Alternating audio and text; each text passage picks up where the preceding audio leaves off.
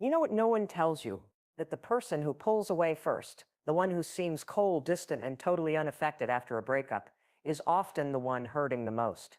Not because they miss you the way you think, but because deep down they've spent their entire life trying to outrun closeness, and now they're faced with the thing they fear even more, being alone with their emotions. This isn't about blaming or diagnosing. This is about getting real. If you've ever dealt with someone who shuts down, disappears, or says, I just need space, this is going to make a lot of things click. And if you are the avoidant, if you've ever felt the need to leave just when things got too close, then what I'm about to say might sting, but it might also set you free. Let's talk about what actually hurts an avoidant the most after a breakup, and it's not what you think. When an avoidant person goes through a breakup, one of the most painful realizations hits them where they least expect it: the loss of control. Not the control over the other person, but the control over themselves. You see, avoidants are masters of emotional regulation through distance. They keep people at arm's length, not because they don't care, but because closeness feels dangerous. Emotional vulnerability feels like chaos. So from an early age, they learn that the safest thing to do is to stay self-contained. Independent, detached. That's their version of control. Control over their feelings, their space, their needs, and most of all, their exposure to potential hurt. But here's the kicker: a breakup, even when they initiate, cracks that control wide open. Initially, they may feel relief, that sigh of finally, I have space again. But that's just the surface. Deep underneath, something else is happening.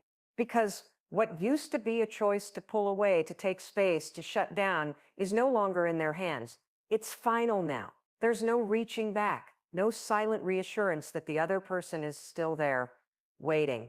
And that hits hard, because avoidants don't just fear closeness, they also fear rejection. They just deal with it preemptively. They leave before they can be left. They distance before they can be disappointed. So after the breakup, there's a moment where they realize the other person is truly gone. That silent thread they never admitted to, depending on, cut. The connection they told themselves they didn't need, missing. And this is where the illusion shatters. All that control they thought they had, the emotional fortress, the calm detachment, the ability to stay unaffected, starts to crumble. Not in some dramatic explosion, but in quiet, creeping waves. Sleepless nights, restlessness, emotional numbness followed by unexpected bursts of sadness or anger. The avoidant doesn't know what to do with those feelings, because feelings, especially intense ones, are the very thing they've spent a lifetime avoiding. Their whole strategy was built around staying ahead of the emotional curve, keeping things just distant enough to avoid getting hurt. But now the hurt is here anyway, and they didn't plan for that. And here's something else most people don't realize. Avoidants don't typically want to be emotionally closed off. It's not a character flaw. It's a defense mechanism, often rooted in early experiences where emotional needs weren't consistently met, or where vulnerability led to disappointment. So the wall they've built, it's not made of ego, it's made of survival. That's why losing control is so destabilizing for them, because it exposes the truth they don't want to face, that even behind all the distancing and detachment, they do care, they do feel. And that maybe, just maybe, they weren't as invincible as they thought. This moment can be a turning point, or it can be the beginning of a cycle. Some avoidants double down, they numb out harder, they dive into distractions. Quick flings, intense work schedules, anything to avoid sitting in the mess. Others, though, more rarely, pause long enough to feel the fallout. And that's when the growth begins, when the illusion of control finally breaks, and they realize that avoiding pain doesn't protect them from it. It just delays it, mutates it, and isolates them from real connection. In the end, the thing that hurts the most about losing control isn't the breakup itself. It's the confrontation with everything they've tried not to feel. It's the realization that control was never real protection. It was a temporary illusion, a survival strategy. And the cost of that strategy is high: missed intimacy, unspoken words, and an inner life full of what-ifs. That moment right there, the loss of perceived emotional control, isn't just painful. It's transformative. It opens the door for a new kind of awareness. One that asks, what if the real strength isn't in holding everything in, but in learning how to let someone in? Emotional repression is a silent killer when it comes to avoidance. On the outside, they seem calm, composed, even cold. But inside, there's often a storm they've never learned how to name, let alone weather. After a breakup, this internal conflict becomes especially painful because all the emotions they've pushed down for weeks, months, or even years start rising to the surface, and they don't have the tools to deal with them. Avoidants don't just suppress feelings, they disconnect from them. It's not that they don't feel, it's that they feel too much, too deeply, and too confusingly. So early on, they learned that the best way to survive was to shut those feelings down before they ever reached consciousness.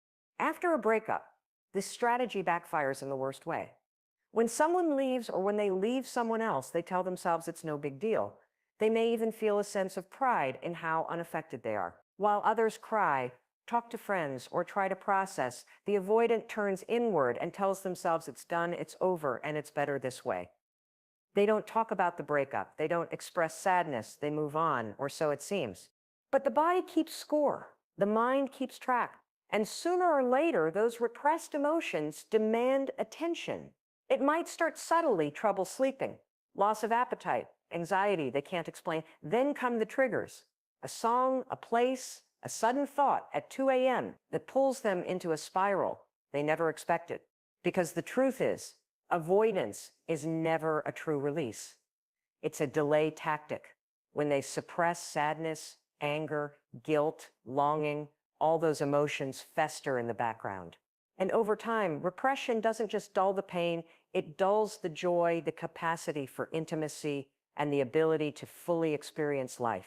What hurts most in this phase is the helplessness that follows. They don't know how to deal with these emotions because they've spent their entire life denying their existence. And suddenly, when there's no one to hold responsible, no distractions strong enough, and no logic that makes it all disappear, they're left with raw, unfiltered feelings that don't make sense. Feelings they never allowed themselves to process while they were in the relationship, now they're surfacing all at once. It's overwhelming. They often feel like they're falling apart, but without understanding why. I shouldn't be this upset, they might think. I didn't even want that relationship to continue. But repression doesn't care about logic. It operates in the dark, quietly building up pressure. And when the relationship ends and all that stored emotional energy has nowhere else to go, it starts to seep out in ways they can't control. Anger at unrelated things, irritability, emotional numbness, or sudden panic. One of the most painful parts of this process is that they often go through it alone. Because they've spent so much time maintaining emotional distance from others, they may not have the support system in place to help them process these feelings. They don't know how to ask for help, or they don't trust that anyone will understand. So instead of opening up, they pull away further, retreating into themselves, and the silence grows heavier. For avoidance, emotional repression after a breakup can also trigger a deep sense of shame. Because once the emotions start coming through, they realize just how much they've been running. They may look back on the relationship and see missed moments. Times when they could have spoken up, been present, or shown love, but didn't. And now it's too late. That shame gets internalized as something's wrong with me. It reinforces the belief that vulnerability is dangerous, that emotional expression leads to pain, and that they're better off alone. So the repression cycle starts all over again, unless they break it. Breaking that cycle requires courage. It means sitting with emotions instead of pushing them away. It means feeling sadness without labeling it weakness. It means allowing grief to do its work. Most importantly, it means learning that emotions, no matter how big or uncomfortable, are not the enemy. They're the bridge to healing. But for the avoidant, that bridge often looks terrifying. Still, the cost of not crossing it is even greater. A life half-lived, a heart half-closed, and relationships that never reach their full potential. So while emotional repression may seem like control, strength, or maturity on the surface, it's actually one of the deepest wounds an avoidant carries. And after a breakup, it doesn't protect them, it betrays them. One of the most misunderstood dynamics in relationships, and especially in breakups, is the difference between fear of intimacy and fear of abandonment. And for avoidant individuals, this internal tug of war is a central painful conflict. They don't simply fear closeness or push people away because they don't care. They often care deeply, but the idea of being fully known, fully seen, and emotionally vulnerable is terrifying. At the same time, they're also deeply afraid of being left, of being rejected, of being truly alone. It's a paradox that keeps them stuck. They long for connection, but the moment it gets too close, they panic. Then when it's gone, they feel the exact pain they were trying to avoid in the first place. After a breakup, this dynamic becomes even more intense. The avoidant is suddenly confronted with both fears at once: The fear of intimacy, which may have caused them to withdraw during the relationship, meets the fear of abandonment, which hits hard once that person is no longer available. And what's especially painful is how unaware they often are of this inner split. On the surface, they might feel relief after distancing or ending things. But underneath, there's a slow building ache. It shows up in memories that won't go away, in the gnawing feeling of something unfinished, in wondering whether they pushed away someone who truly cared about them. They don't always call it fear of abandonment, but that's what it is, because when the connection is gone, something inside feels ungrounded, unsafe, and empty. This battle between two opposing fears leads to confusion. Avoidants often tell themselves stories to justify the distance. They were too needy. We weren't right for each other. I just need time to myself. And maybe some of that is true, but often those stories are defenses against a deeper truth, that vulnerability felt threatening, and instead of confronting that discomfort, they chose the safer option: distance. The problem is that this safety doesn't last, because the human need for connection doesn't go away just because someone fears it. It gets buried, and then it resurfaces when the breakup leaves them isolated with no one to push away anymore. One of the most painful moments for an avoidant post-breakup is when they realize the fear of abandonment they thought they were immune to is very much alive.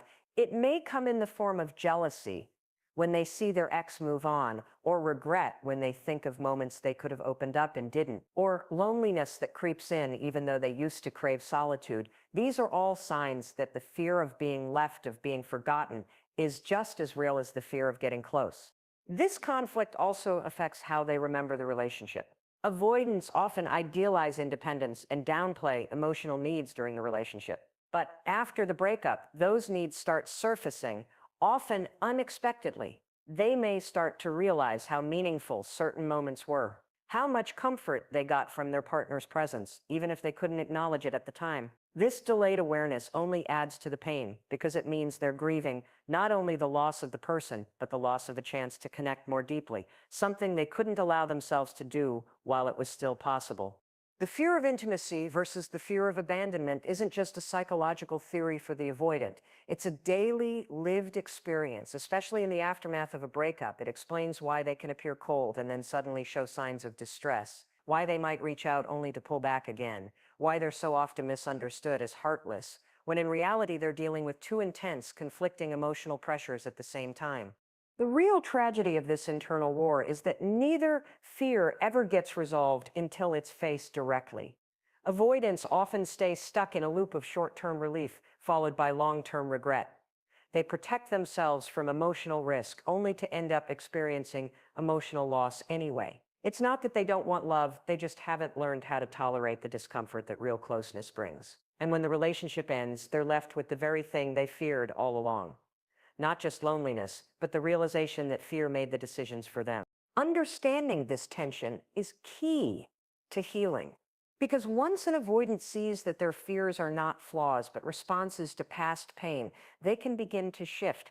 They can begin to take small, deliberate steps toward connection, even when it feels uncomfortable. And they can start to realize that while intimacy carries risk, the greater risk is never allowing themselves to be truly known or loved. For an avoidant, the aftermath of a breakup often brings something they weren't prepared for: loneliness without an escape route.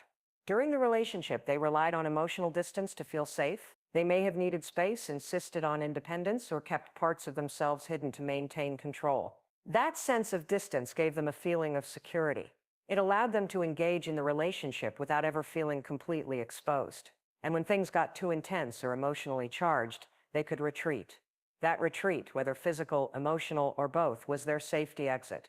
It let them regulate their feelings by creating space between themselves and the other person. But after the breakup, that exit is no longer a strategy. It becomes a reality. They're not just creating space, they're in it fully and irreversibly. And instead of safety, that space starts to feel empty. There's no one to retreat from anymore. No need to protect themselves from closeness, because closeness is gone. That's when the loneliness sets in. Not the kind that comes from being alone for a few hours or missing someone temporarily. This is deeper. It's the kind of loneliness that makes them realize how much they depended on the connection, even if they never admitted it. Avoidants often believe they're fine on their own. They pride themselves on not needing anyone. They've spent years convincing themselves that their strength lies in their independence. But being alone by choice and being alone with no emotional outlet are two very different experiences. The former feels empowering, the latter feels disorienting. And that disorientation grows when they realize how much of their emotional regulation was quietly tied to the presence of another person. Someone they could push away, yes, but who was still there. Someone who, even if held at arm's length, offered stability, routine, a sense of being known. Now that person is gone, and the avoidant is left with their own thoughts, their own emotions, and no one to deflect them onto. There's no more "I just need space," because all they have is space. And in that silence, everything they tried not to feel starts echoing louder. They begin to miss things they never thought they would. The daily check-ins, the comfort of another body nearby, even the small emotional demands they used to resist. It's not that they want to go back. Often they still feel conflicted about intimacy, but they start to realize that the absence of connection is just as hard to bear as the presence of vulnerability. This loneliness is uniquely painful because it strips away the illusion that avoidance equals emotional safety. It forces the avoidant to confront something deeper, that their coping mechanism has left them without tools to navigate real loss. They may not have the emotional language to talk about their grief. They may not feel comfortable reaching out to friends. They may not even be fully aware that what they're experiencing is grief. So they internalize it. They try to suppress it, but it lingers because what they're really grieving isn't just the loss of a partner, but the loss of emotional balance. Without that person there, they're also faced with a loss of identity. Avoidants often build a version of themselves that's separate from others. I'm the strong one. I don't need much. I'm better off alone. But that identity only holds when there's someone else around to contrast it with. When they're truly on their own, those self-beliefs get tested. And many begin to wonder, what if I do need connection more than I thought? What if I'm not actually okay being this alone? These realizations can be frightening, especially for someone who's never had a model for safe, secure closeness. The loneliness after a breakup doesn't just feel empty, it feels like a failure of their entire emotional strategy. And because they don't know how to express or explore these feelings, they often suffer in silence. To the outside world, they seem fine, maybe even thriving. But inside, they're dealing with a kind of disconnection that cuts deeper than they expected. This period can either reinforce their walls or become a turning point. Some avoidants double down on their independence, telling themselves, it's better this way. Others, however, begin to question the beliefs that got them here. They start to see that connection isn't weakness, that needing others doesn't make them less whole. And in that recognition, however subtle, lies the beginning of healing. True emotional growth for an avoidant starts when they understand that loneliness isn't just something to avoid, it's something to learn from. It's a message. It says you're human. It says your need for connection is real. And most importantly, it says it's not too late to learn a different way.